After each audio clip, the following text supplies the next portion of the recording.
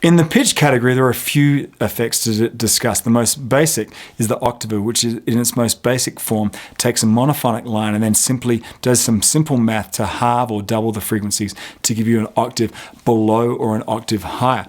More recently, the POG or the POG or polyphonic octave generator, made famous by Electro Harmonics, has done some very clever engineering to do this with a polyphonic signal or chords for some amazing results with multiple octaves above and below.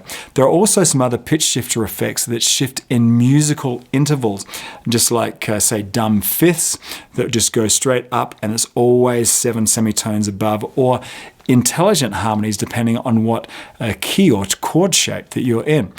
Let's see some examples. All right, we're going to get into some pitch shifting real quick here.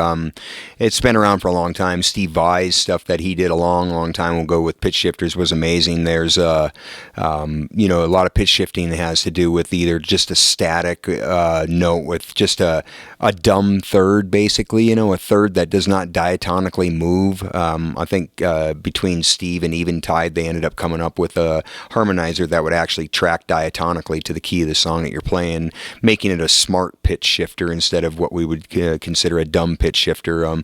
Both had their places, both were used big time.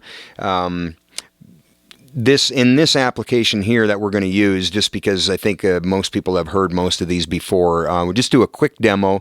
I'm using the whammy, Digitech whammy setting, which the pedal works absolutely awesome. I just have it turned on inside my Axe Effects.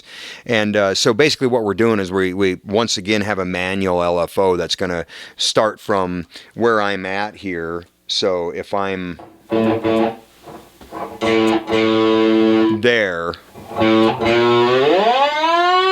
we can take off with it. So it is it's just manually on this setting going from 0, which is my standard A440 tuning, up to 2 octaves, and not carrying another note with it. That's the difference. It's just changing that one static note all the way up 2 octaves. So if you played a chord, they would change the whole chord up 2 octaves, Obviously, Tom Morello from Rage Against the Machine made that Digitech whammy pedal really famous. When I put together Joe Perry's pedal board from Aerosmith, he had one of the old original Digitech whammy pedals on his board.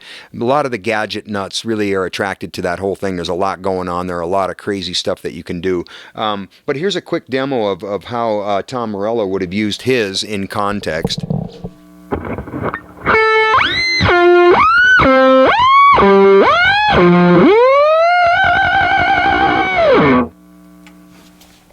Delays are a really fun place to experiment. Listen to any U2 guitar heavy song and you'll hear an army of delayed tones coming out of David Evans' guitar, or the Edge as he's more commonly known.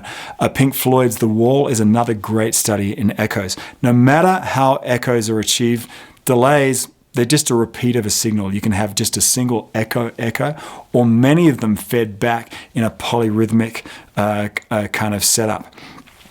Now, the way in which we get these echoes started out with very early on just tape machines like the Roland Space Echo that had a specific way in which the echoes were quite dull in comparison to the original signal.